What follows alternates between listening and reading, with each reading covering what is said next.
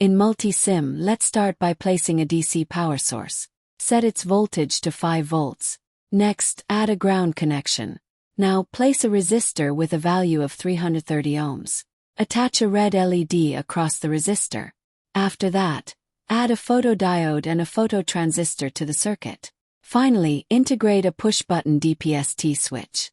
Connect the push-button switch in series with the photodiode.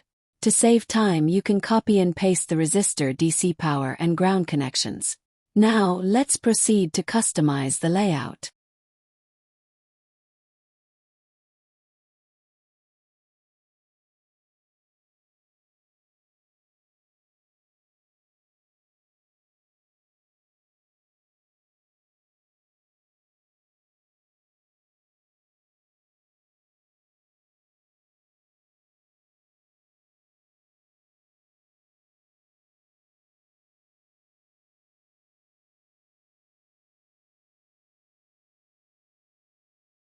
Run the simulation and place digital multimeters across the phototransistor and LED. Hold down the switch with your mouse to simulate its position. Observe the voltages across the LED and phototransistor as you toggle the switch between open and closed positions.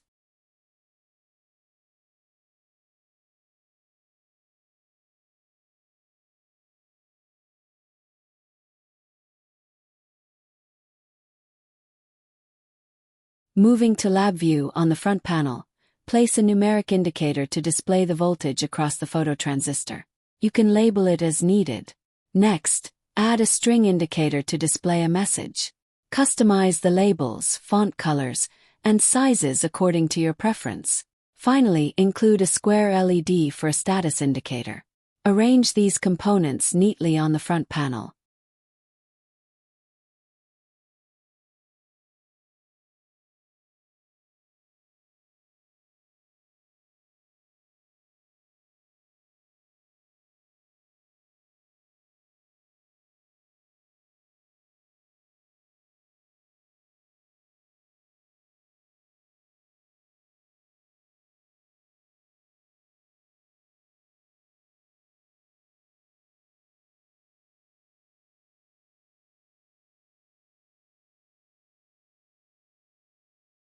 Now, in the block diagram window, add a for loop with a stop button to control the execution. This is found in Express Exec Control for loop with stop. Add a timing delay of 0.1 seconds inside the loop. The delay can be found in the Programming Timing group. Once that is done, place all of the components inside of the for loop. In order to control the front panel instruments, we need to create a case structure to control the behavior of the square LED and the message output. To do so, navigate to the Programming tab at the top left in the Structures group. You will find Case Structure. Within the case structure, add a comparison condition. We'll compare the voltage reading from the phototransistor with a threshold value. For this example, set the threshold at 3.5 volts using a greater than function and a numeric constant. When the voltage exceeds 3.5 volts, the true case will execute.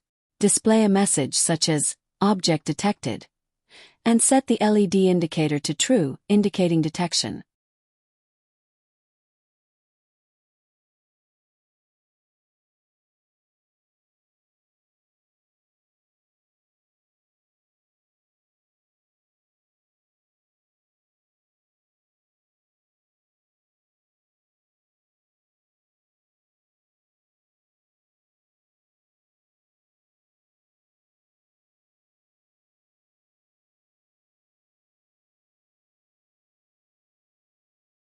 In the false case of the structure, display a message like, Object not detected, and set the LED indicator to false.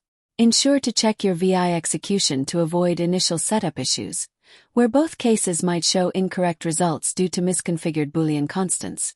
Thank you for watching this tutorial. As you can see, adjusting the voltage threshold allows us to detect objects interrupting the light beam. Please remember to like and subscribe for more LabVIEW and Multisim tutorials. Stay tuned for additional help and tips.